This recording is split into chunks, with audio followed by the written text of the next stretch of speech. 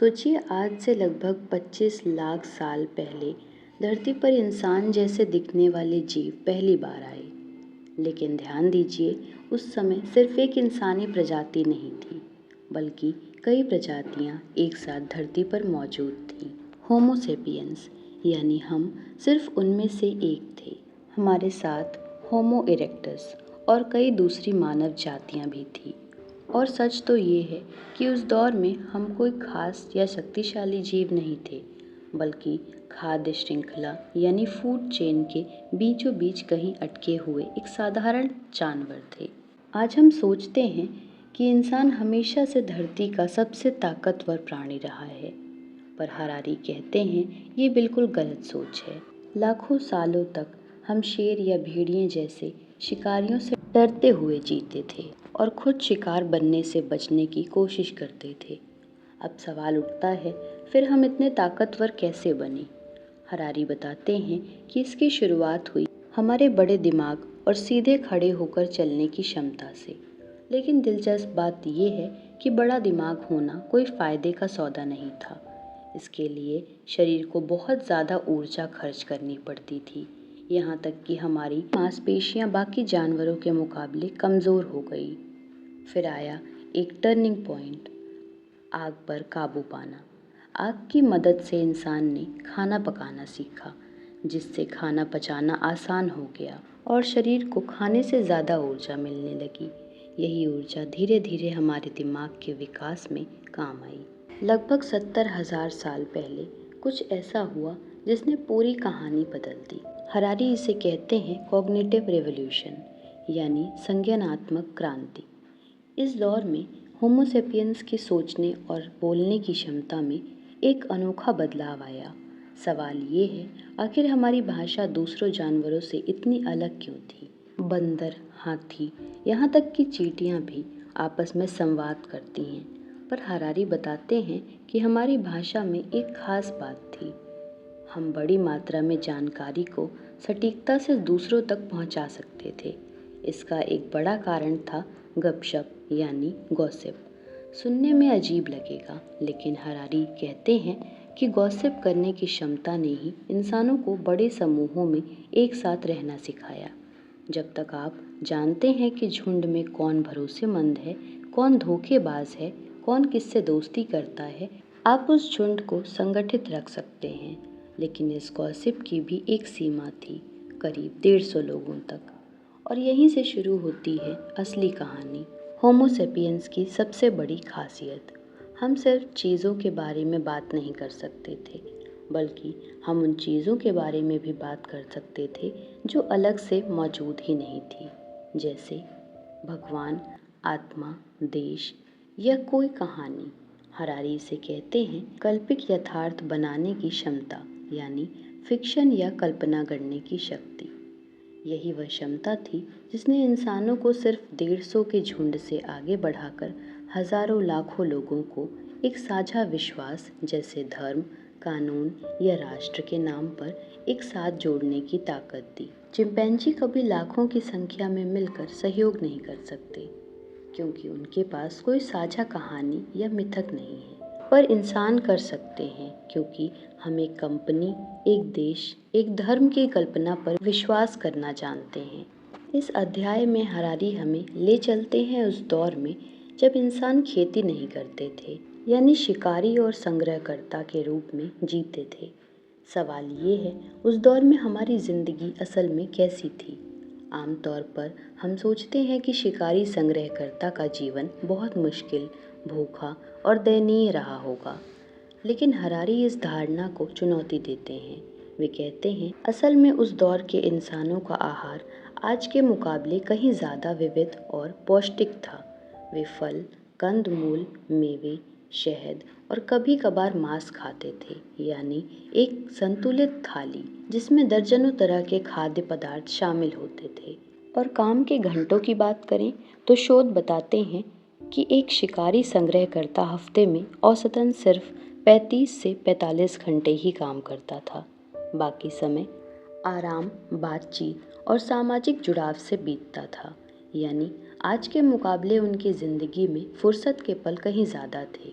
लेकिन हरारी ये भी साफ करते हैं, ये कोई स्वर्ग जैसा जीवन नहीं था। शिशु मृत्यु दर बहुत ऊंची थी, हिंसा के मामले भी मौजूद थे और जीवन अनिश्चितताओं से भरा था। तो असल तस्वीर न बहुत अच्छी थी न बहुत बुरी, बल्कि उससे कहीं ज़्यादा जटिल थी जितना हम आमतौर पर सोचते हैं। एक दिलचस्प पहलू ये भी है, हरारी बताते हैं कि आज हमारे शरीर और दिमाग की बहुत सी आदतें, डर और इच्छाएं असल में उसी शिकारी संग्रहकर्ता युग में विकसित हुई थी। जैसे मीठा और चिकना खाना देखते ही हमारा मन क्यों ललचाता है, क्योंकि हजारों साल पहले जब उच्च कैलोरी खाना दुर्लभ था, तब जितना मिले उतना खा लेना ही जीवित रहने की रणनीति थी। आज खाना हर जगह उपलब्ध है, पर हमारा दिमाग अब भी उसी पुराने ज़माने के हिसाब से काम करता है और यही मोटापे जैसी समस्याओं की एक बड़ी वजह है।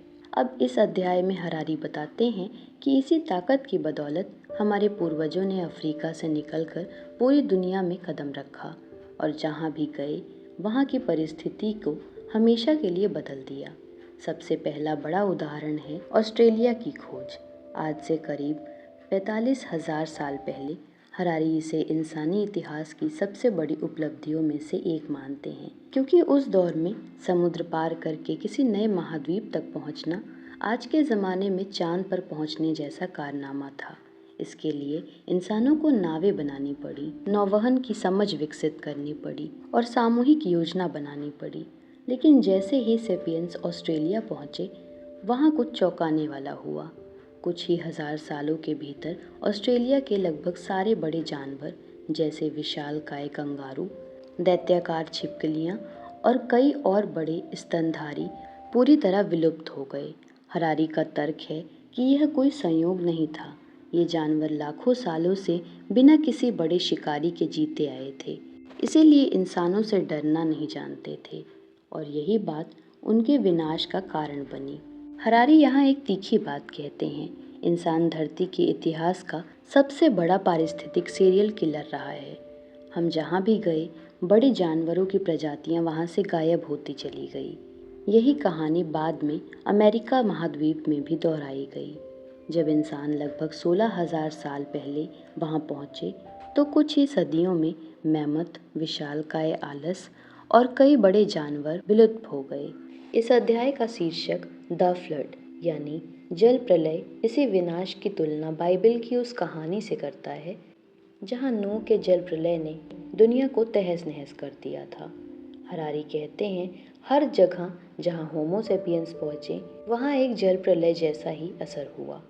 सिर्फ फर्क इतना था कि इस बार तबाही का कारण पानी नहीं, बल्कि इंसान खुद थे। अब तक हमने सीखा कि होमो सेपियंस एक साधारण जानवर से दुनिया के हर कोने में फैलने वाला ताकतवर प्राणी बन गया। लेकिन अब आती है इंसानी इतिहास की सबसे बड़ी घटना। करीब 10,000 साल पहले शुरू हुई कृषि क्रांति, यानी जब इंसान ने गेहूं, जौ, चावल जैसी फसलें उगाना और भेड़ बकरी जैसे जानवर पालना शुरू किया। अब सुनने में ये तरक्की जैसा लगता है ना? स्कूल में हमें यही पढ़ाया गया कि खेती की शुरुआत ने इंसान को बेहतर, सुरक्षित और समृद्ध जीवन दिया। लेकिन हरारी यहाँ एक धमाकेदार दावा करते हैं। वे कहते हैं, ये तरक्की नहीं, बल्कि इतिहास का सबसे बड़ा धोखा था। हरारी का तर्क है, असल में गेहूं ने इंसान को नहीं पाला, बल्कि इंसान ने गेहूं की गुलामी की। सोचिए, शिकारी संग्रहकर्ता के दौर में इंसान आज़ाद घूमते थे, विविध आहार खाते थे और हफ्ते में सिर्फ 35 से 40 घंटे मेहनत करते थे।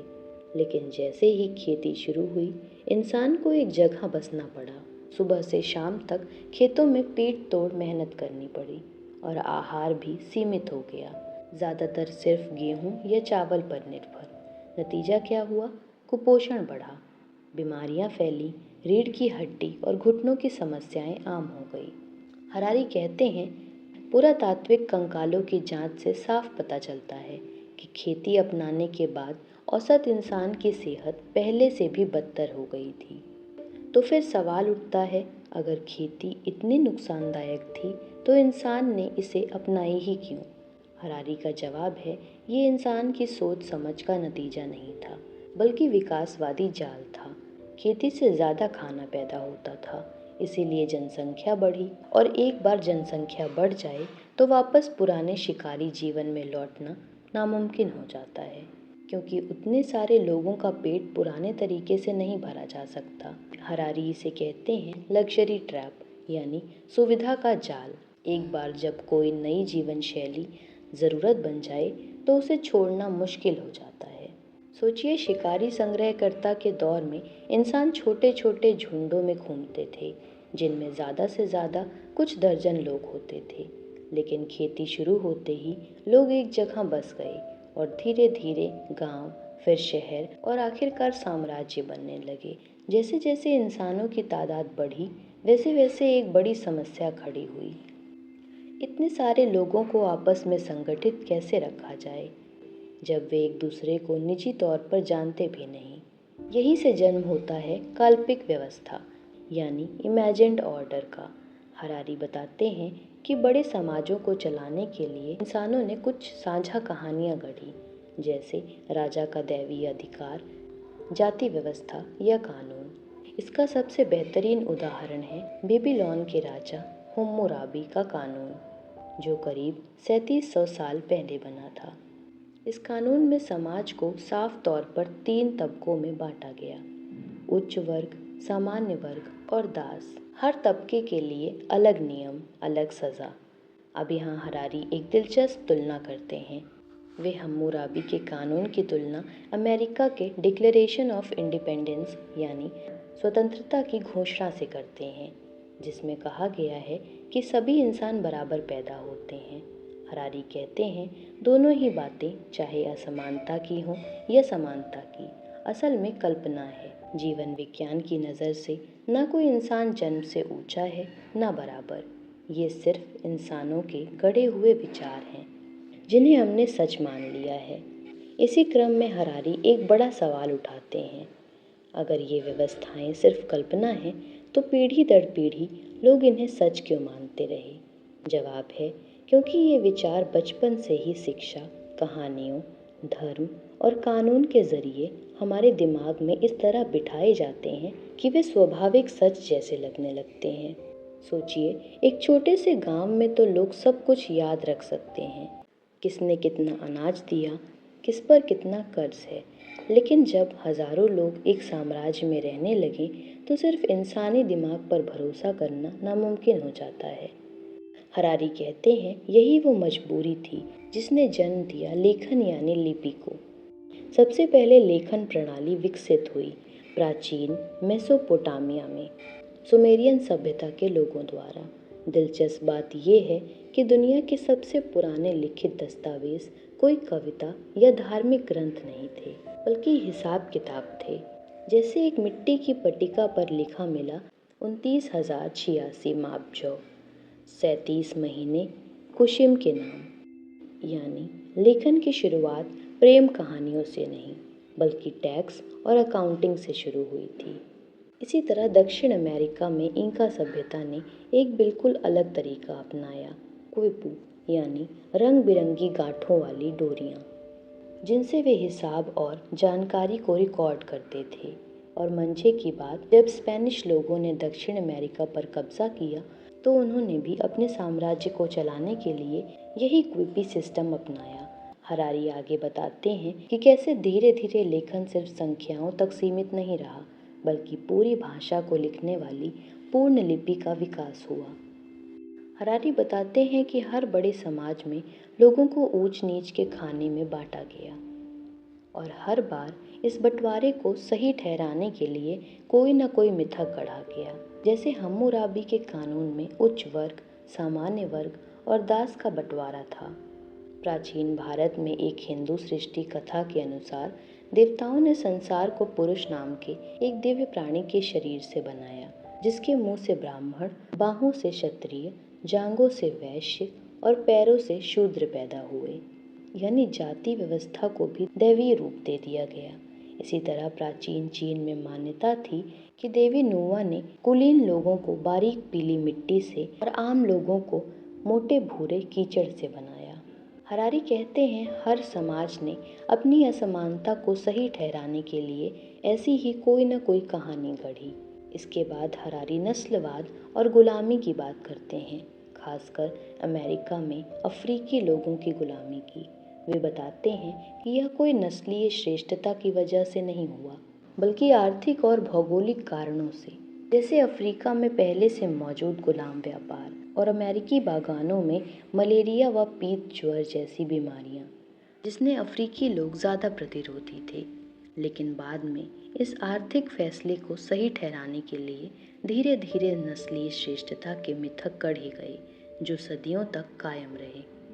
फिर हरारी बात करते हैं स्त्री पुरुष असमानता की, जो शायद इतिहास की सबसे व्यापक और लंबे समय तक चलने वाली असमानता रही है। लगभग हर समाज में, चाहे वह कोई भी संस्कृति हो, पुरुषों को स्त्रियों से ऊपर रखा गया।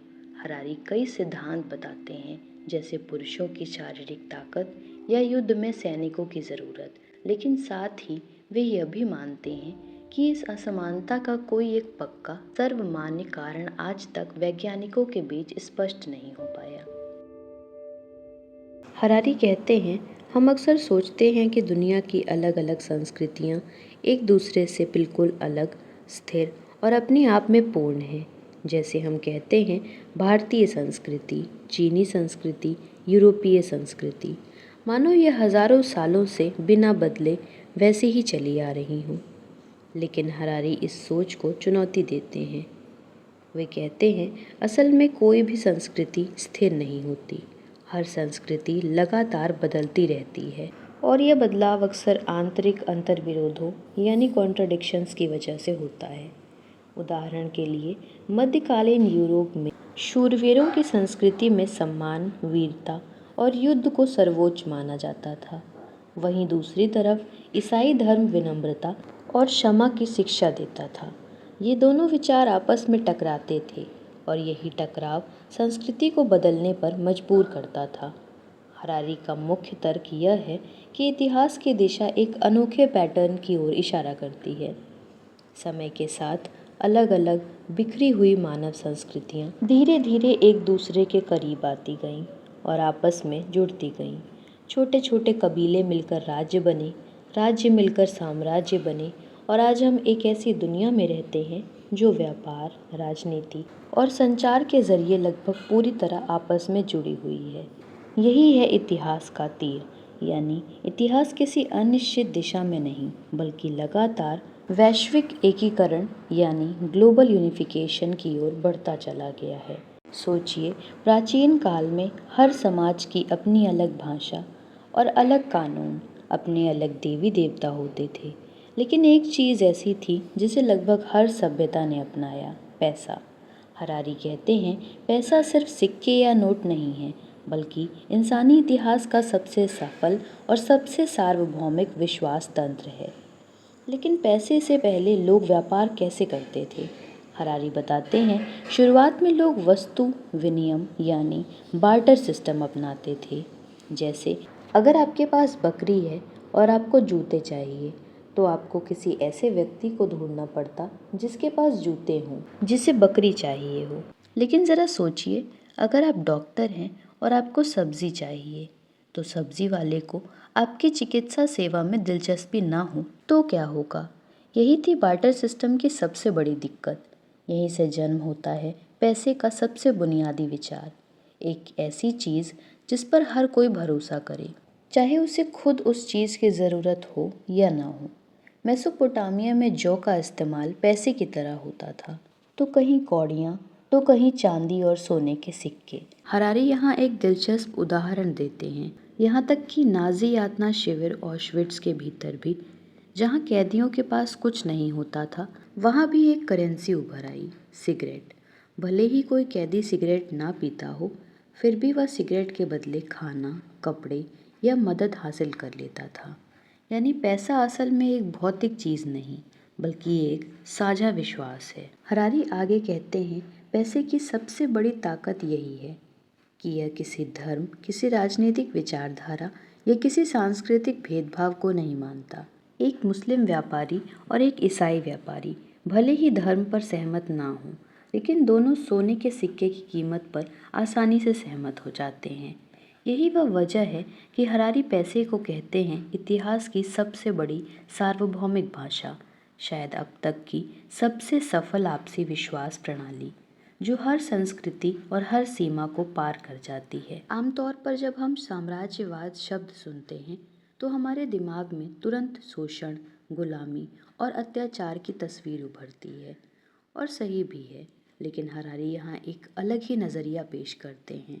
वे कहते हैं चाहे हमें पसंद हो या नहीं, साम्राज्यों ने ही पिछले 2500 सालों में दुनिया की ज़्यादातर आबादी को एक दूसरे से जोड़ने का काम किया।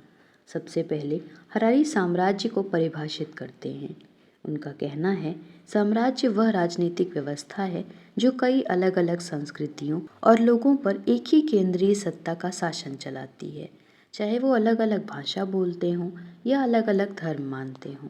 इस परिभाषा के हिसाब से रोमन साम्राज्य, चीन के किंग और हान राजवंश, मुगल साम्राज्य, ब्रिटिश साम्राज्य, ये सब उदाहरण हैं। अब यहाँ हरारी एक दिलचस्प तर्क देते हैं। साम्राज्य चाहे कितने भी क्रूर क्यों न रहे हों, उन्होंने अनजाने में ही सही कई संस्कृतियों को आपस में मिलाया, नए विचारों, तकनीकों, भाषाओं और खान पान का आदान प्रदान करवाया। उदाहरण के लिए आज हम जिस प्रणाली का इस्तेमाल करते हैं उसे अरबी अंक कहा जाता है, जबकि असल में इसका आविष्कार भारत में हुआ था और यह अरब साम्राज्य के जरिए ही पूरी दुनिया में फैला। हरारी आगे यह भी बताते हैं कि साम्राज्यों के शासक अक्सर खुद को सिर्फ एक क्षेत्र का राजा नहीं बल्कि पूरी मानवता का रक्षक मानते थे। रोमन सम्राट हो या चीन के सम्राट, दोनों का मानना था कि वे किसी दैवीय व्यवस्था या सभ्यता को पूरी दुनिया तक पहुंचा रहे हैं। यही सोच आगे चलकर यूरोपीय उपनिवेशवाद में भी दिखाई दी, जब ब्रिटिश और फ्रांसीसी साम्राज्यों ने खुद को सभ्यता फैलाने वाला बताया। लेकिन हरारी यहाँ एक ज़रूरी सवाल भी उठाते हैं, क्या साम्राज्यों की यह एकीकरण असल में अच्छी बात थी?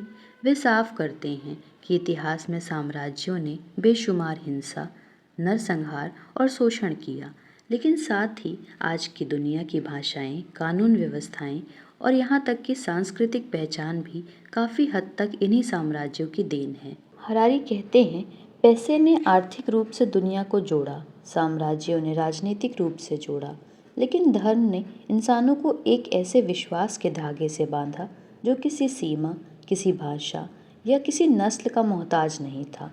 धर्म ने लाखों अजनबियों को यह यकीन दिलाया कि वे सब एक ही सार्वभौमिक व्यवस्था, एक ही ईश्वरीय नियम के तहत जीते हैं। लेकिन यहाँ हरारी एक दिलचस्प भेद करते हैं। शुरुआती दौर के ज़्यादातर धर्म, जैसे आदिवासी या स्थानीय पूजा पद्धतियाँ, स्थानीय और सीमित थे। हर कबीले का अपना देवता होता था जो सिर्फ उसी कबीले की रक्षा करता था। लेकिन समय के साथ कुछ धर्मों ने एक नया दावा करना शुरू किया कि उनका सत्य पूरी मानवता के लिए है। कोई एक ही सच्चा ईश्वर है और उसका संदेश हर इंसान तक पहुंचाना चाहिए।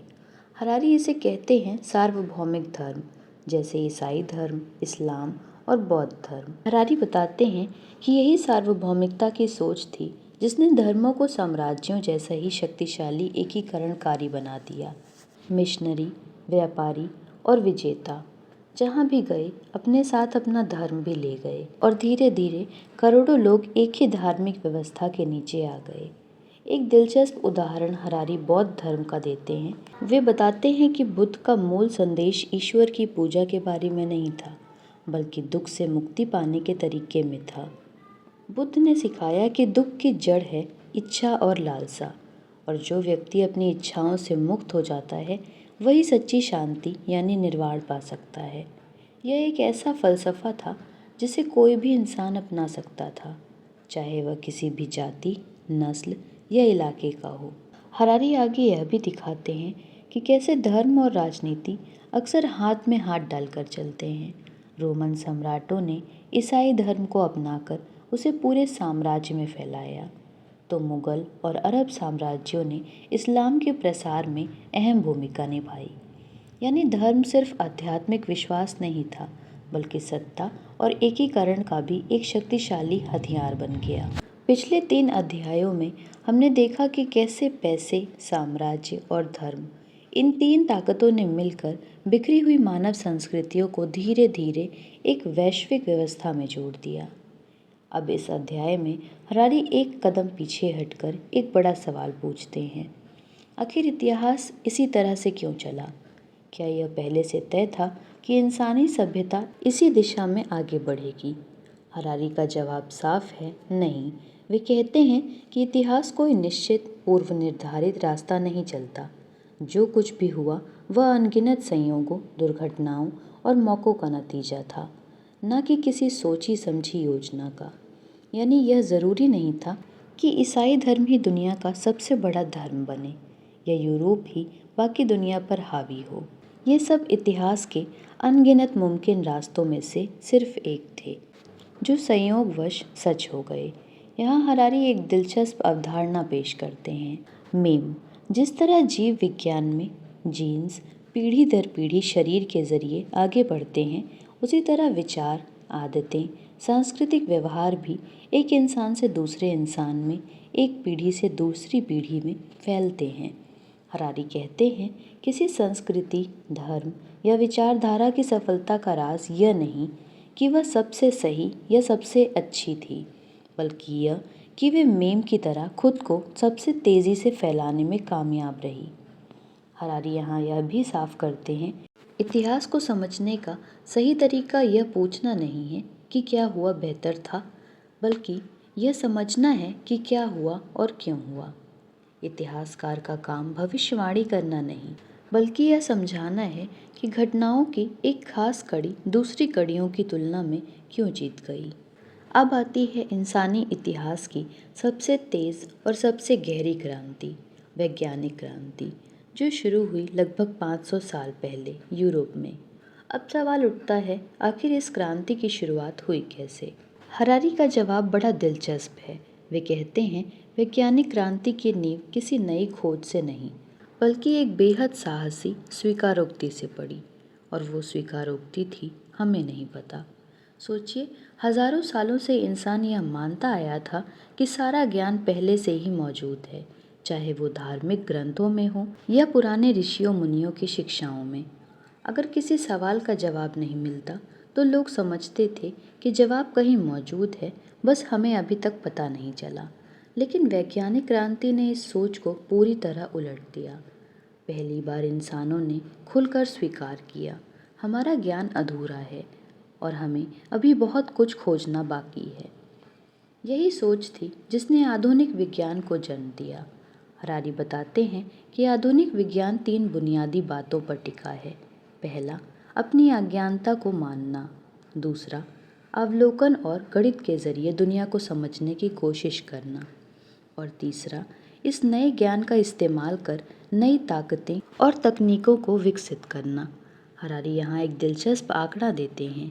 पिछले 500 सालों में इंसानी जनसंख्या, शहरों का आकार और वैश्विक अर्थव्यवस्था इतनी तेज़ी से बढ़ी जितनी उससे पहले के पूरे मानव इतिहास में कभी नहीं बढ़ी थी। उदाहरण के लिए 1500 में दुनिया के सारे जहाज़ों का कुल वज़न ढुलाई क्षमता करीब 3 लाख टन थी, लेकिन आज एक अकेला जहाज़ ही 1 लाख टन तक माल ढो सकता है। एक और दिलचस्प उदाहरण, पहले लोग मानते थे कि इंसान की उम्र बढ़ना और मौत आना प्रकृति का अटल नियम है जिसे बदला नहीं जा सकता, लेकिन विज्ञान ने इस सोच को भी चुनौती दी। आज वैज्ञानिक बुढ़ापे को एक समस्या की तरह देखते हैं जिसे शायद भविष्य में हल भी किया जा सके। पिछले अध्याय में हमने देखा कि कैसे हमें नहीं पता स्वीकार करने से वैज्ञानिक क्रांति की शुरुआत हुई, लेकिन इस अध्याय में हरारी एक बेहद ज़रूरी सवाल उठाते हैं, विज्ञान इतनी तेज़ी से क्यों फैला और उसे इतनी ताकत कहाँ से मिली? जवाब है, साम्राज्यों के साथ उसकी साझेदारी। हरारी बताते हैं कि यूरोपीय साम्राज्यों और आधुनिक विज्ञान का रिश्ता कोई संयोग नहीं था, बल्कि एक गहरी, जानबूझकर बनाई गई साझेदारी थी। साम्राज्यों को नए इलाके, नए संसाधनों और नई ताकत की ज़रूरत थी, और विज्ञान को पैसे, संरक्षण और अभियानों की। दोनों ने एक दूसरे को इस्तेमाल किया। इसका सबसे बेहतरीन उदाहरण है कैप्टन जेम्स कुक की यात्राएं। जब कुक प्रशांत महासागर की खोज पर निकले तो उनके जहाज़ पर सिर्फ नाविक और सैनिक ही नहीं थे, बल्कि वैज्ञानिक, वनस्पति विशेषज्ञ और शोधकर्ता भी शामिल थे। यानी खोज अभियान और वैज्ञानिक शोध एक साथ चलते थे। जहाज़ जहाँ नई ज़मीन खोजता, वहीं वैज्ञानिक नए पौधे, जानवर और संस्कृतियाँ रिकॉर्ड करते। हरारी एक दिलचस्प उदाहरण स्कर्वी नाम की बीमारी का देते हैं।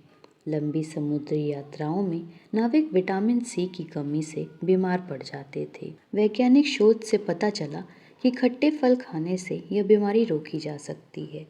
इस खोज ने ब्रिटिश नौसेना को बाकी यूरोपीय ताकतों से कहीं ज़्यादा दूर तक और लंबे समय तक समुद्र में रहने की क्षमता दी।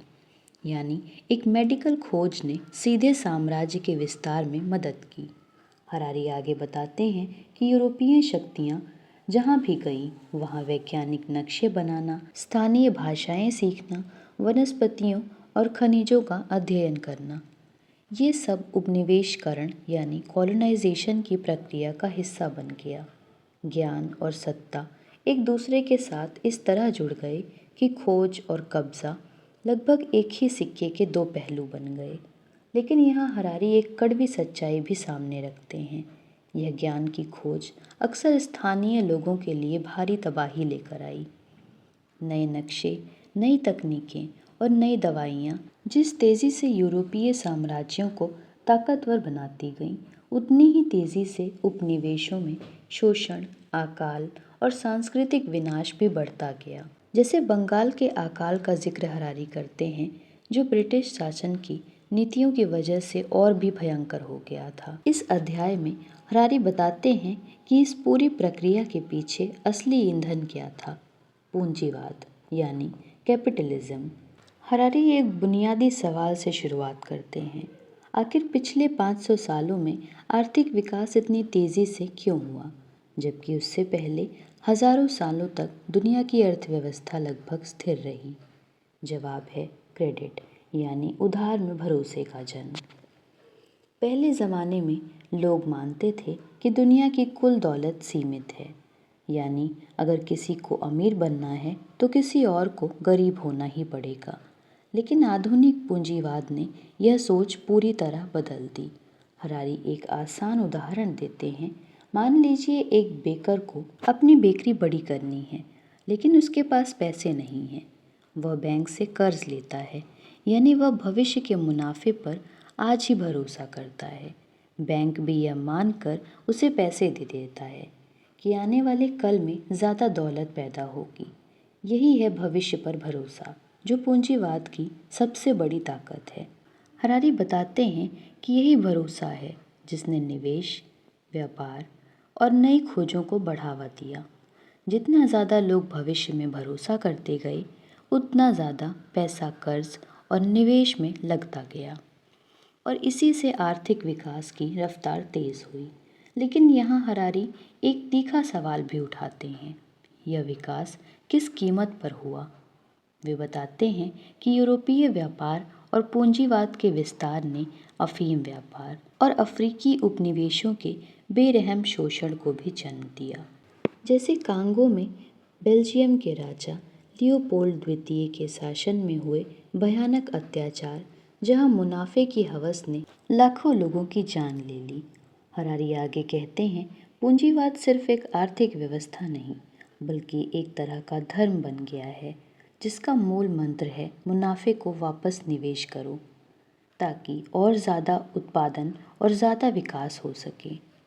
यह सोच आज हमारी पूरी आधुनिक अर्थव्यवस्था की नींव है। इस अध्याय में हरारी बताते हैं कि इस विकास को असली ताकत कहाँ से मिली। औद्योगिक क्रांति से, और ख़ासकर ऊर्जा और कच्चे माल की अनोखी खोजों से। हरारी एक दिलचस्प सवाल से शुरुआत करते हैं। हजारों सालों तक इंसान ऊर्जा के लिए सिर्फ अपनी मांसपेशियों, जानवरों, हवा और पानी पर निर्भर था।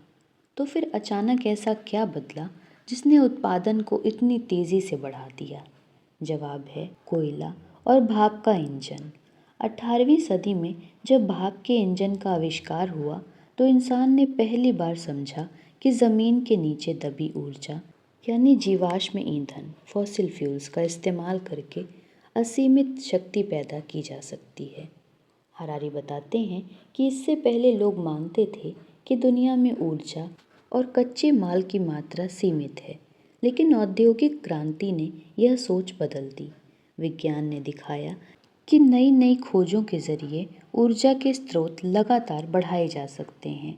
इसके बाद हरारी बताते हैं कि यह क्रांति सिर्फ फैक्ट्रियों और मशीनों तक सीमित नहीं रही, बल्कि इसने पूरे इंसानी जिंदगी का ढांचा बदल दिया।